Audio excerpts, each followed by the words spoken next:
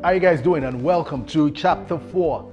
The idea about chapter 4, and which we call the application chapter, is we now taking all of the things we've talked about in chapter 1, 2, 3 and now reapplying that in real life examples. And I'm going to give you examples of so many industries that I have been in that are residual based, passive income based opportunities, and how I have been able to create that. Remember in chapter 3, we did talk about some very important concept: capital equity. And of course, we did talk about sweat equity. These are concepts in sweat in the middle. And capital equity says when you have money or capital to invest. And sweat equity says, listen, I don't have money. I just want to be creative in getting paid in the middle with little or no capital. With little or no capital. That's sweat equity. And all of this fall into something we call the sweat in the middle concept.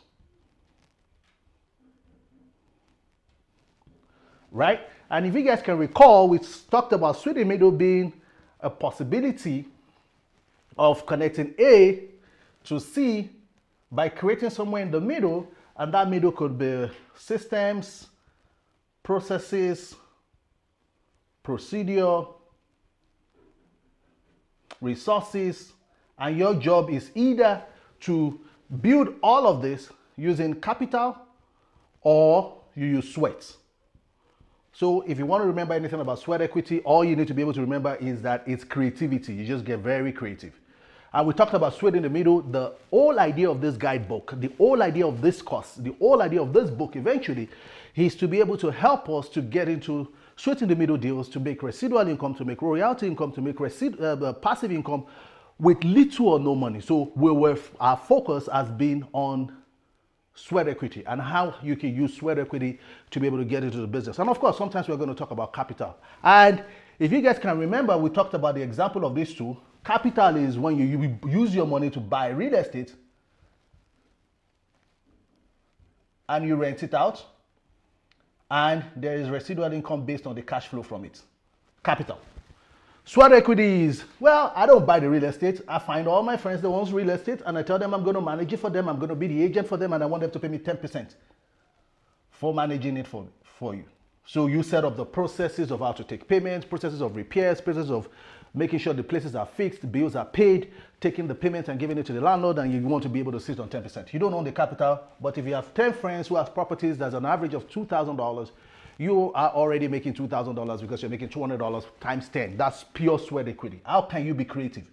You don't need to leave your job. You can have your own job. You can do something that you're doing on the side, but your job is to create all this system in place because you want to leverage on somebody who has all the capital. You guys remember all of this? Fantastic. Now let's go to the application. Always remember, when we're talking about the application, we're talking, is this capital equity? Is this sweat equity? What are the system, processes, procedures that I need to set in place for me to be able to just benefit from this fabulous, fabulous opportunity? Always remember, you are the guy that is sweat in the middle. You are sweat in the middle.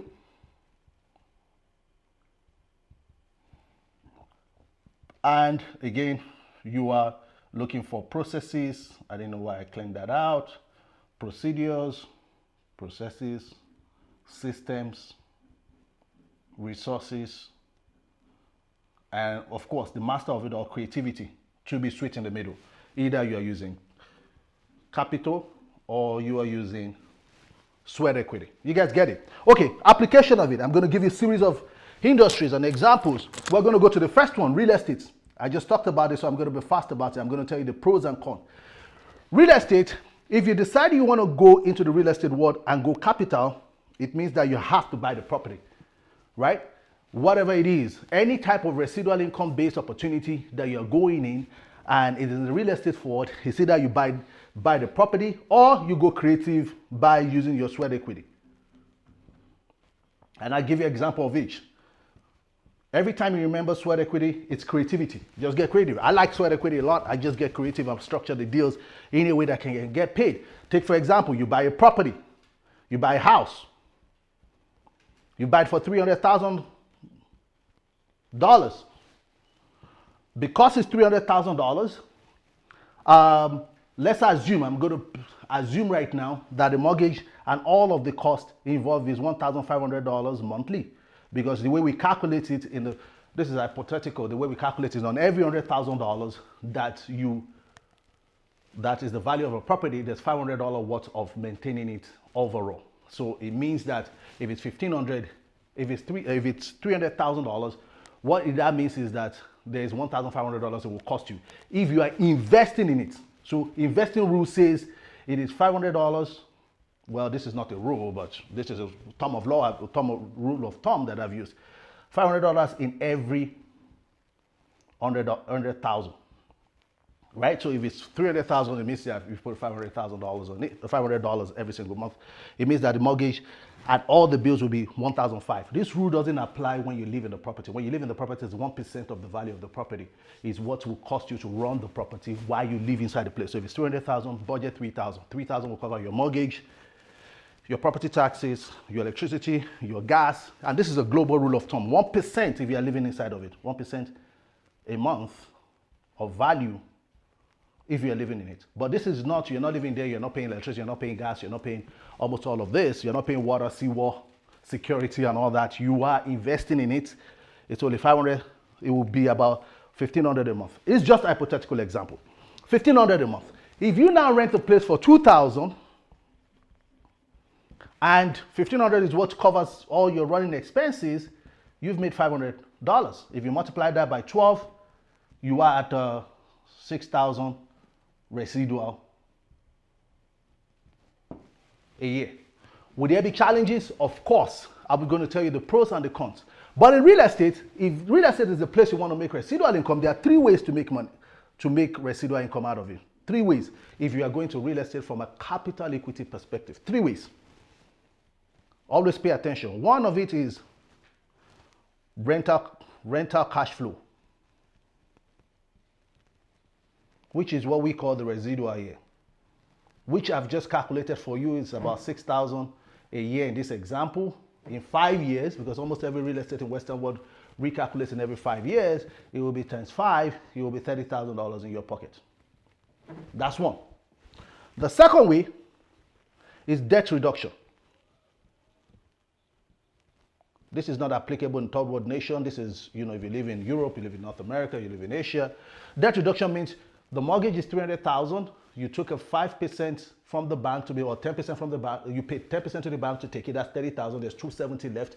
You now hold the bank 270,000, and now you're paying the 270,000 every month. When your tenant paid the mortgage, you're reducing it. Usually, what happens is you get to a point that every single time you do that, based on this example, half of the mortgage goes to loan, half of the other mortgage goes to interest, meaning that the loan is back to yours. That's about 750. If you multiply that 750 by 12, I don't know the maths, my son does, whatever that is, you multiply it by 5, it will probably put you about 45,000 a year. That money is yours. You can always, that's when somebody says, I'm remortgaging, I'm refinancing, I'm pulling out money from my property. That's the second way. It's yours in the long run. The third way is equity growth. So the property that you bought for 300,000, at some point, that property grows at about average in Western world, average of about 3% a year. Meaning that year 1, you bought it for 300,000, it's grown by 3%, that's 9K. Second year, 9K. Third year, 9K. Fourth year, 9K. Fifth year, 9K. That's another 45,000. Averagely, the amount that it goes 10%, the amount it goes minus 10%. There's no rule of thumb to it. I've got properties that it don't grow in value for 5 years, and I've got property that grew in hundreds of percentage in just about almost 80-90% in less than 3 years. I've seen both ways investing in the real estate market. If you calculate almost all of this together, that becomes your funds every 5 years. Please, I'm not an investment advisor. This is a disclaimer. I'm just telling you the basic principles behind it. If you are going to real estate from a capital equity perspective, this is how you should be looking at your numbers. What are the pros? Pros.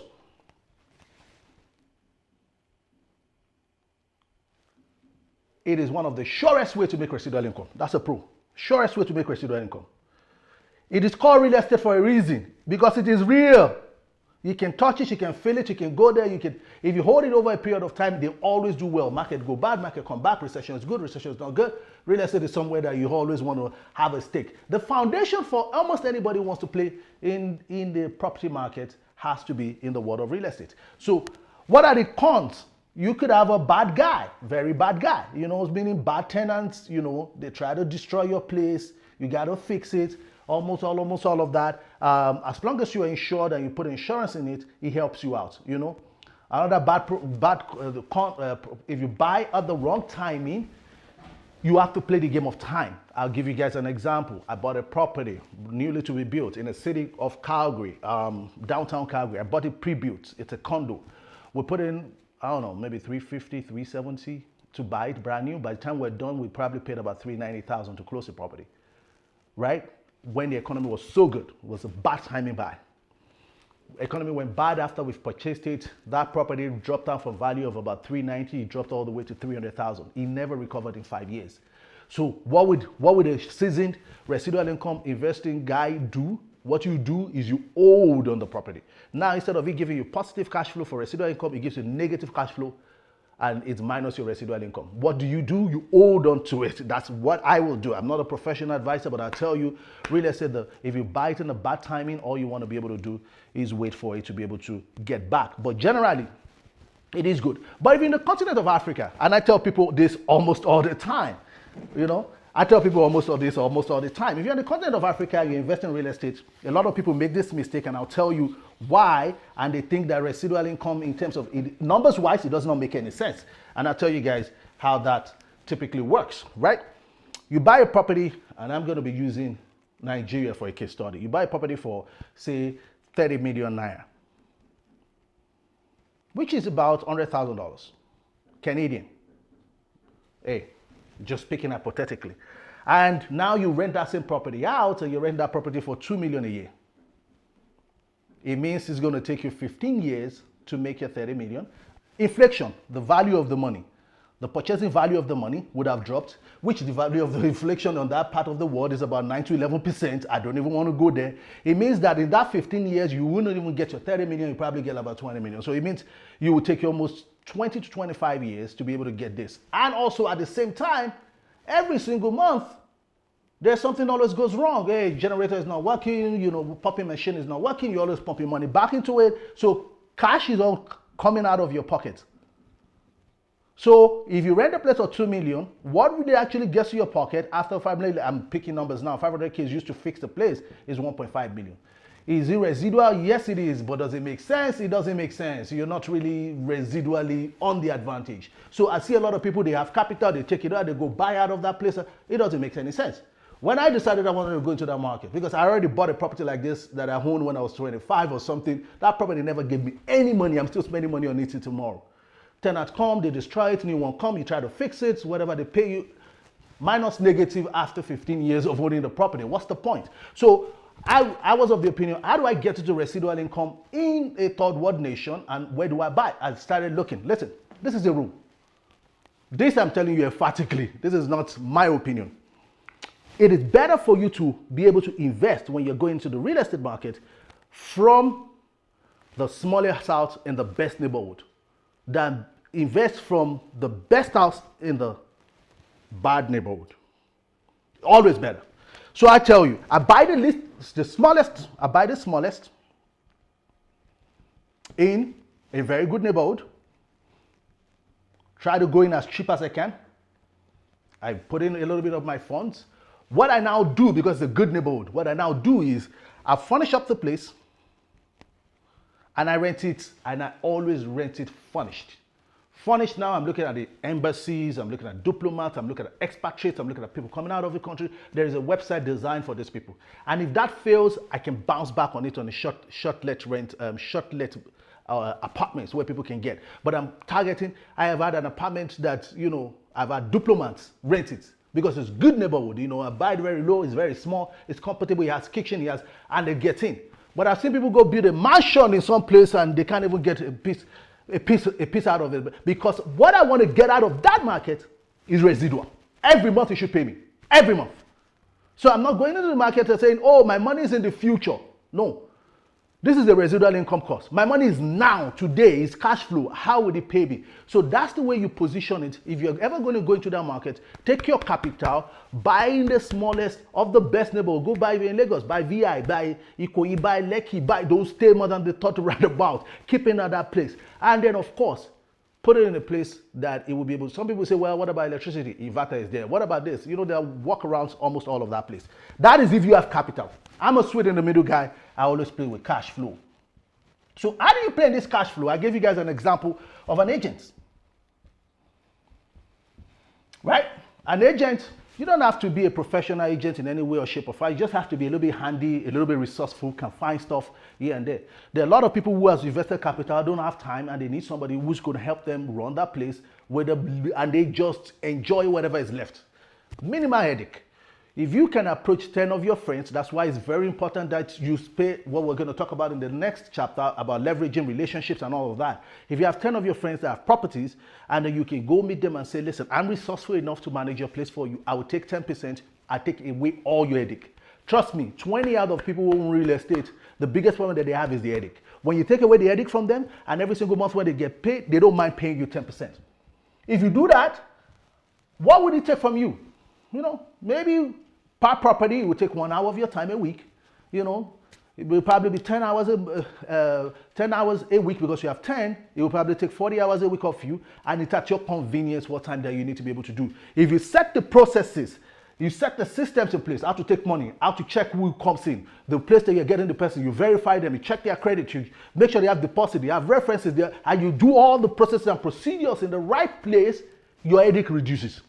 If you shabbily rush into getting someone in there, then you get a bad tenant, then of course you have to go to court, try to get them out, and there are systems and processes to be able to get that out. So if you are in the world of real estate, my advice, go sweet in the middle. You can decide to be an agent, and you can decide to take the property and then convert it into what we're going to talk about at length in the next chapter called short-let or service apartment.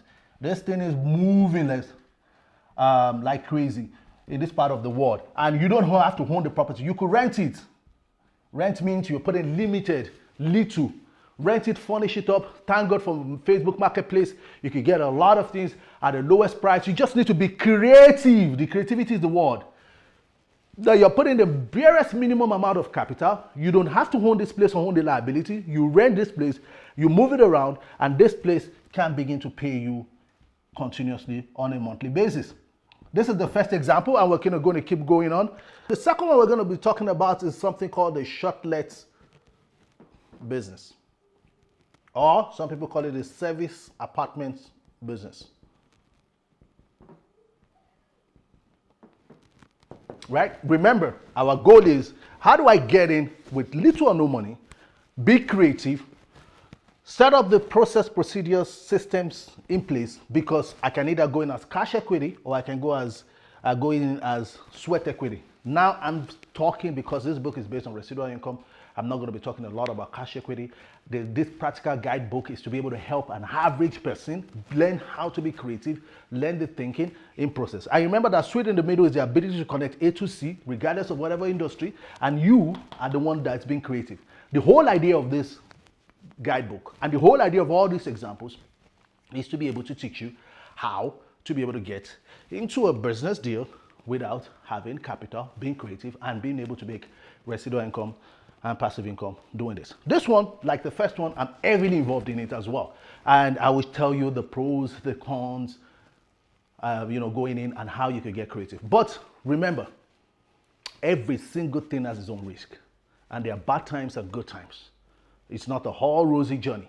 But once you master what needs to be done and you do it right, majority of the time, he would help you completely well. What does this mean? It means if I'm going capital equity, it means I buy a property.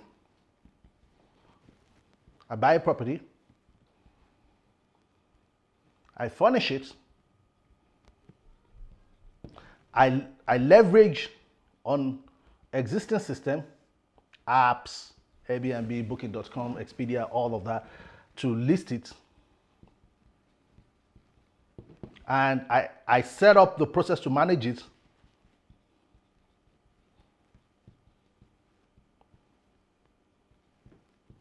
and I earn from it. What does it mean from a sweat equity perspective? I do everything like this, but my buck is I don't buy it. I either creatively own it, co-own it, or co-share it. And I spend significant amount of time putting all the processes in place to earn it. Okay, so I gave you guys an example. Anybody could do this, buy a property, list it, put all the energy and whatever you need to be able to do to get into the market. You could do that. And you could do that here in Western world. You could do that in third world nations like Africa as well at any point in time. But the question right now is, let me focus on sweat equity and how to be able to get on it. I told you guys how I got on majority of the time. If you are in Western world or wherever you are, because sweat in the middle doesn't mean, or sweat equity doesn't mean zero capital. Sometimes you have little capital to be able to invest. So assume that you rent this place. You rent it. Let's assume it's 1,500. Again, always focus on the smallest part in the best area rather than the best area, rather than the best place in the worst area. You are now looking for the best area. Your target market is usually tourists. So you want people coming out of town instead of them staying in a hotel. They can stay at yours and stuff like that, right? You rent it. Let's assume it's 1,500. You now decide to furnish it, right? You now find good cleaners, except you want to go clean it yourself. I feel it's a waste of time. I've seen people own these things, they go and clean it themselves. I've done that before at some point, and I tell you for sure it's not interesting, it's not exciting, it's a waste of your time. It doesn't allow you to be able to get more creative. Find a way to factor up the cleaner in your process. The good thing is if you're using Airbnb, it allows you to be able to put a cleaner inside the system, so you can charge the cleaner plus the cleaning fee plus the cleaning material as a cleaning fee for the guest. Let the guest pay for it. So you just focus your numbers on what will make sense for me to make rents, all my expenses plus 50% at least, right? Always plan that you'll be booked for 20 months. Of course, we've seen it of 25 days, 26 days, 29 days, 30 days, all that. But you know, you doing your mathematics from a pessimistic angle, and you want to be able to be sure that you are getting value. How do you go into this market and be able to make residual income that the profit will be sensible enough? Because a lot of people have gotten in and they've gotten out because the profit is not sensible enough. That's where the creativity comes in, the sweat in the middle creativity. You are looking for a property that has value. You're patient. You're looking at it and saying, what makes this thing unique? Is it the view of the mountain? Does it have a hot tub? Does it have a swimming pool? What are consumers looking for? What are tourists looking for? They're looking for a place to chill, like a lounge. I see people just go rent anything, anywhere, anyhow, and expect to be able to make profit out of it. No. You are looking and saying, what is unique about this place? It might take you to look at 10, 15, 20 properties before you find one that is unique, is central. People can get on the train, on the bus or whatever. They can get to restaurants as fast as possible, and they can relax. Most importantly, in the evening, there's a lounge, maybe a hot tub, maybe a swimming pool, maybe overviewing the city. Those are the things people are looking for, not anywhere. Some people have gotten anywhere and they're struggling to be able to make profits if you're playing in the Western world. I have seen people who got into this business and all they do is they go rent in places that are maybe high football playing places. So, you know, all these places where people play football or basketball and seasons are always coming in and fans follow their team. So, like Toronto Raptors, they are going to Oklahoma. All the real Toronto Raptors are going to, fans are going to go to Oklahoma. And Oklahoma is a tiny city that nobody ever sees. So the guy's smart enough to know that, okay, every year there's going to be this amount of people coming into the city. I'm going to rent a place next to the stadium. It's cheap, it's affordable, and my goal is for those who are coming in as fun. And then you start putting your designing, your whatever, in a way that it is fun, attractive, and maybe you're not going to be booked all throughout the year, but it might be 10 days a month, and that 10 days a month will be enough for you to pay everything and still get 50% returns without you touching it. Somebody else goes to clean it. If you are the one going to do the maintenance, the management, the cleaning, then you're not that sweet in the middle, because the whole idea of this is buying time. And now you've taken away that time from yourself because you have to get too much involved in the process of doing that. So factor in the cleaners. I mean, maybe once in a while, there's something goes wrong and all of that, right? What are the pros? Little capital. Easy residual. Trust me, easy. My cousin has 13 or 14 of this. She's never worked in the last 3-4 years. I introduced it to her. She's probably watching this right now. She probably does it like after everybody's paid $10,000 a month average. And she stays at home. Maybe she probably puts in 10, 20 hours a week, but she spends time. She's my flying buddy. She could afford to fly to everywhere I go to just because she's in this business and she understands how smart it is and she understands how to be able to pick this part, the sweet in the middle part, the creativity part, what to look for in being able to find the right deal. And she's living easy residual, easy residual, right? That's the pro, easy to manage. The cons. They're going to be crazy people sometimes. They're going to mess up your place, break up the place, but if you follow this, if you are using Airbnb, stick to Airbnb, make sure that you don't violate the rules out of that, because what happens is they would protect you when something goes wrong in the long run, right? So that's it when you're playing in the world of this. But now let me take you to the world of creativity, which makes it sweet in the middle. How do I get to be able to get paid residual income without even renting? How do I get without even furnishing? How do I get in the market without even doing almost any of this? I'll tell you exactly some of the deals I've done personally. Look at which are my best deals. I put $0 in, I make almost all the money, and I don't even show up. Okay, let me say it again. I don't show up. I get paid for not showing up. I'll tell you how it is. So, one of my own deals that I did in Africa, and I'm going to tell you the one I did in Western World. The one I did in Africa, a friend of mine owns a property next to mine, really pretty, not a friend, I met him in the estate. Pretty, very pretty place. The guy lives in Houston, Texas. He permanently lives in Houston, Texas. He comes home like 3 to 4 weeks a year, and that property is shut down 11 months a year. Maybe his family member come once in a while. I went to the property, we're having a drink, I looked at it, I said, this makes sense. Are you able to invest a little money in this property? I'll tell you what to invest in. We're going to put it on a shut-let. It's a 3-bedroom apartment. We're going to lock up one room, put all your stuff in it so your things are safe. The other 2 rooms, we're going to put it in. And the guy says, yes, if this thing can take away the service charge and all these things, and somebody can detect if something goes wrong, because sometimes I'm away, something goes wrong, and it takes a long time before they detect, and I probably have damaged more things. I will really, really like this. Okay. I said, okay. This is what you need to invest. He put in the money, fixed it, changed the TV, changed this, fixed it, make it look really, really, really, really, really nice. Dropped off the keys to us. How much money did I put in the deal? 0. All I did was creative enough to sell him the seed of, hey, guy, we could do this. Do you know how many people live in Western world that own properties that are locked down 11 months a year? Why don't you find them and find that deal? And be creative enough to do a win-win symbiotic relationship that both parties win, that they don't want to let you go because they are winning while they assume that you're doing almost all the work. Took over the property. Next thing I did was to set up the system processes. I first set up who is going to clean. I set up who is going to manage the place. I think in terms of checking in guests in and out, paying all the bills, the internet, the DSTV. I set all that up. So there's a cleaner, there's a manager. Then I set up agents. Agents meaning, what if Airbnb does not book us? Because that happened during COVID. Nobody was booking through Airbnb. We had to find agents who could look for people living locally who just want to do a getaway with their family, maybe get away with your girlfriend, get away with their wife, get away with their business, corporate hangouts, agents like that. We tell agents, every time you refer people to us, there's a percentage that goes to you automatically. Lucky enough, this property is a low-end property in a high-end neighborhood. So it oversees the ocean. So a lot of people come in there for corporate events and all of that. Agents flood the place with bookings. Manager takes the booking, he goes in there, he does the internet, does the DSTV, checks them in, make sure everything works. Cleaners goes and clean in and out when they're out. Where is Moy? Moy, me, not in the equation. All I did was set up all the processes. And every single month, when we calculate what comes in, a percentage goes to paying all the service charge, all of the cost of running the place, paying the cleaners, paying the agents. Half of the rest of the money goes to the guy who owns the property, the other half comes to myself. And how many hours do I need to be able to get on a deal?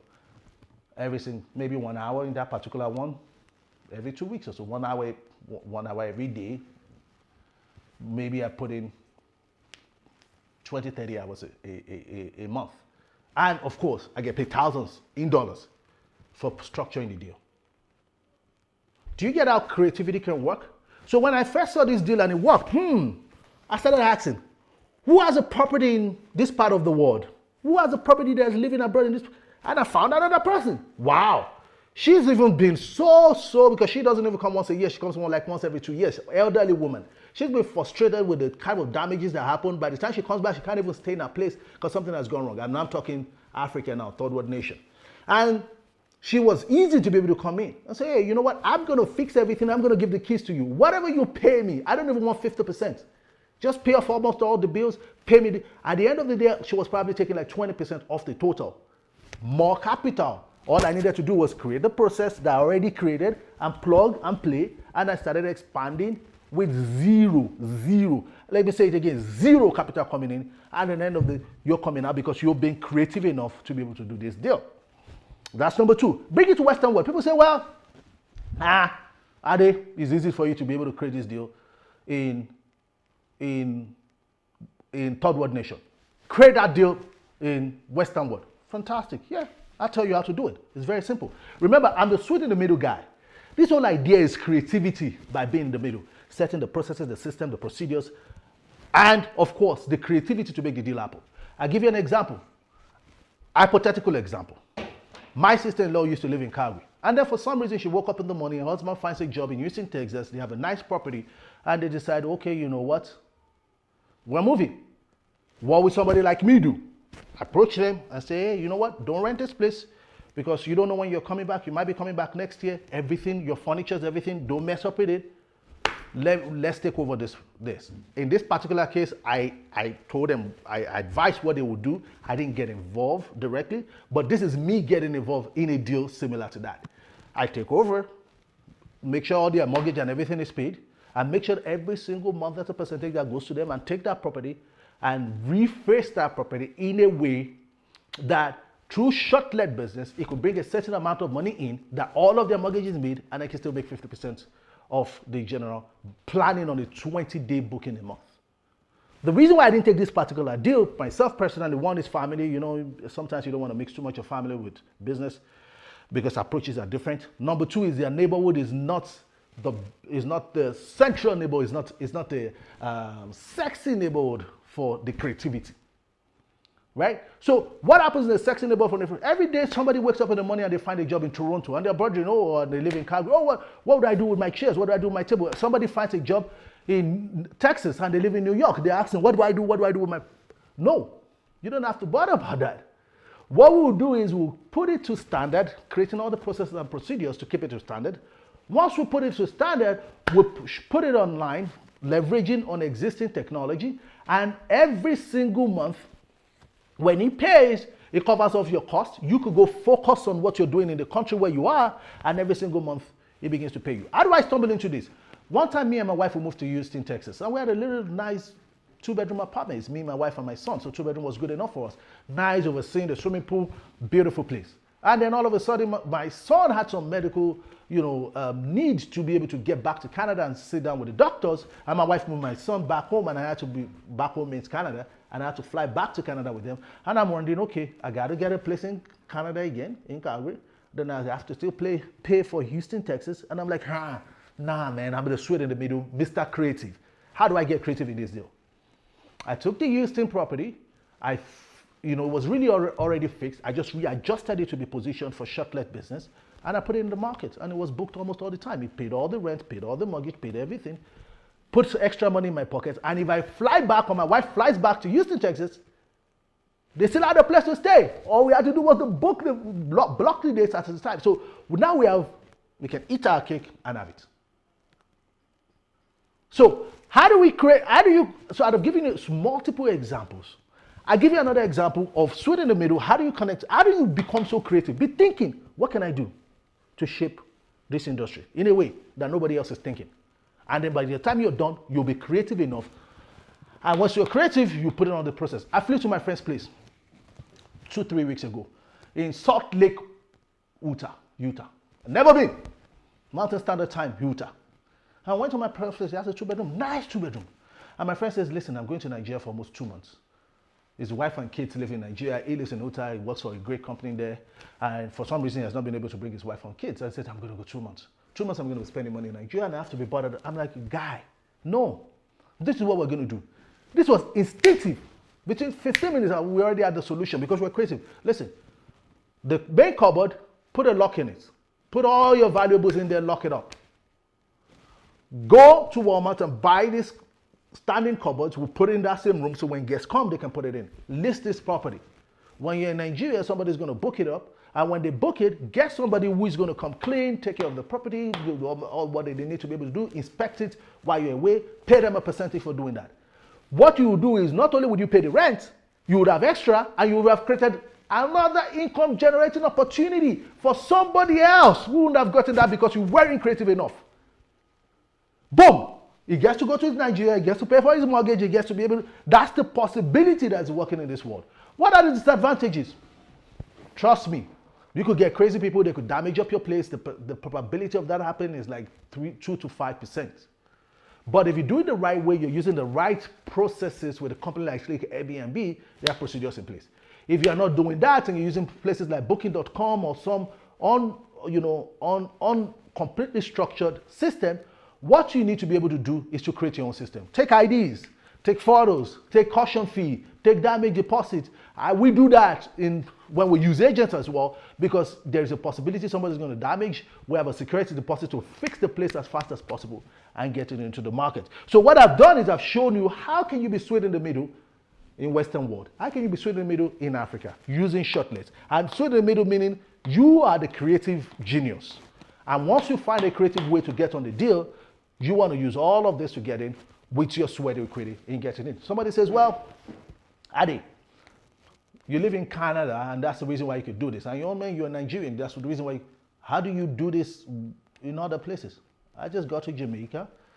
I liked the place that I was staying in Jamaica. I asked how much the rent was and I went in on Airbnb shortlet sites and I checked what is the average cost of staying in a place overseeing the ocean in Jamaica. By the time I was done, I did all the maths, the numbers, and my job was to be creative enough to just rent a place for a test. At least if everything goes wrong, I'm not investing some crazy amount of money. It's like $1,000. I'll probably do all the furnishing with $4,000 or $5,000. And my risk is about $6,000. But I can as well have a place to stay when I'm in that part of the world, and I can as well try it out because, Airbnb is a tested environment, and I can be able to get into the market and just be creative without having all the capital or putting the capital to be able to go in. I'm going to be talking about OPM, other people's money, when we'll talk about in the next chapter, but I need you to know that this industry allows so many room for you to be creative, just the same way that real estate in the first one allow you to be able to be creative as much as you can. Now I'm going to be talking about content. How do I make residual income, passive income, or royalties income on content? Always remember, when you are sweet in the middle, it's either your capital equity going in or your sweat equity, meaning that you just want to be creative and put all the processes and procedures and systems in place for you to be able to earn. And I always give you an example of both, so that you can understand how to think in the sweat in the middle perspective. Sweat in the middle is more gearing into sweat equity, creativity, not, oh, I have money and I just want to dump it and make money. You can go buy an entire estates and make residual income from it. A lot of millionaires do that. That's not the idea. This practical guide course is for the guy who says, I don't have much, 3,000, 4,000, 5,000, I have 500K, 1 million. How do I, 500K, 1 million naira, which is about $3,000. How do I get into the world of making residual income without me being able to have all that capital in the world? Content, number one, capital. If we're looking at capital equity, so you have money to play. You want to buy content. I tell you one easy way to buy content. Buy the brand names that are already exist, that are already producing money. Brand names producing income, royalties income. Do you guys know that Michael Jackson, before he died, bought the rights to the Beatles? The Beatles still generate millions of dollars a year, even though the Beatles have been gone like forever. Michael Jackson made more money than a whole lot of people. He made almost $100 million last year, 2019 or 2020. And Michael Jackson is been dead for more than a decade, I think so, right? But he owns that right. His family owns that. And All they needed to do is to be able to have somebody to manage those rights, and those rights continue to pay them money, because every time somebody sings that song, blah, blah, blah, EXYZ, people have that right, and they build on that right, and they continue to sell that right, right? I'll give you an example. There's a guy called Les Brown. Les Brown is a fast-talking junkie, motivational speaker, one of the smartest minds around. He's in his 70s, I think, maybe 80s, don't quote me. I know he's elderly. The last time I saw him in GoPro Las Vegas, December 2018, extremely at the fragile age. He's done a lot of work, a lot of books, a lot of materials. Somebody would buy the rights to Les Brown, own those rights, and every single time somebody buys Les Brown's book, 30 years from now, 40 years from now, 50 years from now, you're getting paid royalties for the work that this guy did, because you were smart enough to be able to buy the rights, right? Same, and a guy called Brian Nelson is about to buy the rights, or already owns the rights to Les Brown. Same thing to Napoleon Hill. Every time you see the works of Napoleon Hill, you think, well, Napoleon Hill Foundation, somebody who owns that rights, that makes sure. And Napoleon Hill has been gone for like forever. If you don't know Napoleon Hill, he wrote the book Think and Grow Rich, one of the most sold books in the world, probably the first 5 most sold ever books, sold in the level of Quran, Bible. That's where the level it is in terms of sales. It's not in terms of content, in terms of sales. And somebody who owns the rights to be able to buy all those rights, and every time somebody produces in it. Also, there are some people that are in direct sales business that have built multi-million dollars in their direct sales business, and at some point they say, well, you know what, I'm tired, I want to give it up, I'm selling it. George Zaluki is a guy who sold his direct sales rights. George Zaluki's portfolio is millions of dollars, sold it for millions of dollars himself, and now somebody else owns it. The guy who owns it right now used to be his partner at Napolitano, Napolitalia. And you can look up these people on Google. And Art now gets paid on all the work that George Zaluki has done. George Zaluki became, or decided to become, very inspirational in terms of motivational speaking. So there are rights to a lot of things. People buy rights to a particular Beyonce music, if it's possible. Buy the rights. There are a lot of people who buy almost all this right, because these rights all pay in terms of royalties, but it will cost you a lot of money. But remember, Sweet in the Middle is about creativity. How do I get in? How do I get in without Sweet in the Middle is creativity? I get in without little or no money. Well, you cannot pay $1 million to buy a right to a name. I will buy a right to a name at some point where I could just sit down, get a bunch of people, do almost all the work. The content sells by itself. Even if Mike Murdoch, is it Mike Murdoch, the guy from Bahamas or Barbados that died in the plane? Mike's Bureau? Yeah. Mike's Moreau. Somebody would have the right to Mike's Moreau's. A guy called Ubon King just died. Ubon King was a spectacular speaker, and all of his work can be documented in a book, and somebody could buy the rights and continue to spread the teachings of Ubon King. So you can buy the rights, right? Someday I'm going to buy the rights if I have the capital to play with, but for now I want to teach you how to be creative when you don't have the rights the capital to be able to buy rights to content. Okay, so what type of content can you buy, and what content would be able to, number one, find your profession, master your profession, whatever you do, and master it. You can't just be the rookie and say you want to make money off the rights of those books or the content. Then once you master whatever that you do in your field of work, create a course for it or create content for it. YouTube is waiting for you to put it on YouTube. And you could get paid on views if it's that interesting. How to be a pharmacist. How to be a pharmacist in Canada. How to be an immigrant and become a pharmacist in pharmacy.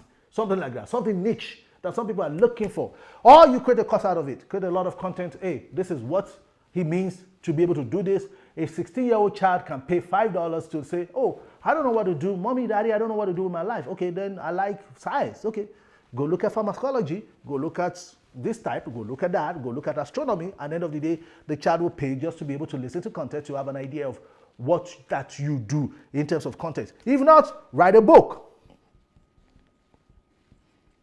If you have enough respect to a point that you know what you know, and you can convert it into a book, somebody's out there that wants to read the book, and then when they read the book, they will be paying you royalties. Trust me. If your content is 50% good, makes sense, the rest is marketing. Somebody will sell it. People buy books. At the end of the day, after paying, they find out that the books is not that interesting. I have bought so many books that after reading maybe the first 20, 30 pages, I find out They just want to see reviews. It might not be interesting to me, but it might be interesting to somebody else, right? I bought a book on vulnerability, and I like the idea of being vulnerable, but I didn't see any much value in that book. Maybe I'm not matured enough to understand vulnerability. I'm just saying, you understand me? I bought so many books like that. So buy a book. What's the content is 50% solid and good enough. Somebody will be out there to be able to buy it. It becomes royalties for you. Course. So if you guys are listening to this course right now, this course that I'm giving to you on royalties income, it's a guidebook. I've looked everything online, everything. There's over 100 books on royalties, residual income, or passive income, but none of them, not one, is a guidebook. Each one of them will talk about maybe network marketing, they'll talk about real estate, they will talk about this, they will talk about that. None of them has ever coined a way that creativity is what the entire book is selling. And you can take that creativity and take it to whatever industry and create your own residual income. And this is why I'm giving you examples. So in this world of content, how I make money inside the world of content, myself personally, is I put all my knowledge together after many years of failing and trying things and knowing what is good and what's not good. I put together a course. You that you're watching it right now has probably paid for that course. It becomes residual income and royalties for me because I don't have to create the course 10 times. That course good, I do it one time, and then I begin to do the marketing and the sales to make sure that people see that there's that content out there and they are paying for it, and every time that they pay for it, a royalty, residual income comes into my own pocket. Don't feel bad. I'm just getting paid for the knowledge that I have, and I'm helping you at the same time. It's a win-win, and I'm going to talk about that symbiotic relationship of being able to give to receive. That's one. That book or that course can now be transliterated by a ghostwriter into a book. It will take maybe another 20, 30, 40, 50 hours of my time to reread, retweak, just so that we move it from just being raw course into a book, and that book will be somewhere in Amazon, New York Times bestseller. That's the goal, because the content is solid enough to be able to get into that market, and then it becomes pure royalties. It comes in every single month. How much money for residual income do I need to do to put all of this together? A few thousands, not anything serious. Anybody who has it's in the range of minimum wage if you work for a whole month. So let's assume I go work minimum wage $10 and I work 60 hours a week, 50 hours a week for a whole month. Whatever I earn there is as little as what I have to invest in, be able to put in all that content. When that content is done, it could be paying for the next 10 years. So start thinking, what do I do in my own industry that I'm unique at? It could be cooking, it could be taking care of kids. You could just have a unique gift in rearing good kids. Put it together. It could be videography, photography. You know, I'm talking to my videographer right now. It could have mastered the act of knowing how to be straight in the middle in the world of videography, and they put the content together. Somebody wants to go into video world, wants to read. Oh, how do I get into the video world without having capital? It was just telling me how to get into it without capital, how to access some information that nobody else has, and he already knows how to do it. Why don't you put it in a little whatever and let everybody know? He's going to promote this in a way that people will listen to it and be like, oh my God, I want to get a video, I don't know how to do it. Let me buy this thing, $5. Let me buy this. What's $5? I'll buy it $5. And then there's 500 people buying it, or 100 people or 100 people, or 10 people buying it in Western world every single month. Even if it's 10 people at $5, $50. $50 you didn't work for, royalties. So that's the idea. What are you good at? What makes you unique that a lot of people don't have? Package together, you can do a content out of it. Songwriting, if you know how to sing. I know I don't want to say too much about that. I just told you about Michael Jackson. He sang a song called Thriller in 1983, I think. Where they were dancing like a, Thriller. You guess what happened? Thriller still sold over $1 million last year. Michael Jackson is dead. Somebody played that song somewhere. They're paying them. Coming to America, a movie that was done in 1989. They're still getting paid till tomorrow. Sound of Music, done in the 30s or the 40s. They're still getting paid. And the foundation, the children of those people are still getting paid. I'm just telling you, these are classic ways of making royalties. So I don't want to spend a lot of time doing it. But a lot of time, it's just about creativity, about what you personally do, and then be able to get it. Another thing you can do, I see a lot of people say that I'm a business analyst, I'm a project manager, I'm a this, I'm a that. And they run courses. Fantastic. Run your course, but make sure the course is automated so you don't have to physically show up and redo it. Automate it like what I'm doing right now. I'm automating this. When it's done, it's done. I'm not coming back to say the same thing anymore. Maybe 3-4 years down the line, I might know more things and refine it a little bit, tweak it a little bit. and then put it back there for another 4 or 5 years. But the bulk of it, which I will do in the book, not in the course, but the bulk of it is you are a BA, you teach people how to be a BA, a business analyst, automate it in a way that a course could run independent of you physically have to do it again. Because this content is one of the ways that you make residual income easily. What are the pros? Royalties. Royalties is very, very higher level of residual income, meaning you do apps. If you put all the processes and systems in place, you write a book, you put a course, you do, and you advertise it the way you're supposed to do it, it automates itself. It just keeps paying you. You don't have to come back and do that. What are the cons of it? You might do all these efforts and only 5 people will buy the course or buy the book. Trust me, it's happened to so many people too before. So it's either your content is really horrible or you're very horrible in the marketing side of things. So you got to be able to leverage yourself and say, where am I in 1 to 10 in terms of my content? Or where am I in 1 to 10 in terms of my marketing? Where am I in terms of in my statistics, the quality? How do I put it out there? I'm constantly asking. I just asked my videographer right now, what does he think about the content? I'm not saying that because I doubt it, because I always, sometimes you're all in your own bubble, your own head. You think that you're so good and then you find out that you're not, right? You just want to be able to always constantly be able to check. When this is done, I'm still going to send it to a bunch of people to test it out and tell me, what do you think about the content? Because at the end of the day, if your content is at least 50% makes sense, then of course you can leverage a lot. But if it's below, what's the point of spending money on content that has fluff? You don't want to sell fluff because it starts against your own integrity as a person, but you want to be sure who needs what I'm looking for. Who needs residual income? Almost everybody. I just found out that my friends couldn't even travel for 2 weeks just because they cannot afford to quarantine. They can't travel for 1 week because they will be quarantined for 2 weeks and they will not be able to pay their bill and pay their mortgage. And I found out that a lot of them need a way to learn how to be creative and residual and residual. I also find out that the average income in North America, being the greatest continent in the world, has created more millionaires and billionaires than anybody else, is still under $50,000 individual income. So I know that there's a lot of people who are looking for ways to make extra income, and that extra income can help them to be able to live life a little bit better. That's the whole idea behind it. Is there a market for it? Everybody's a market for it. At least 80% of people who are living the active life. So find one thing. If you do have, find a way to package it, put it out there, and there are applications, apps, systems already in place. YouTube is a system, Instagram is a part. You can put it on courses, you can write a book out of it, you could do almost all of that, and you can make money doing that. Okay.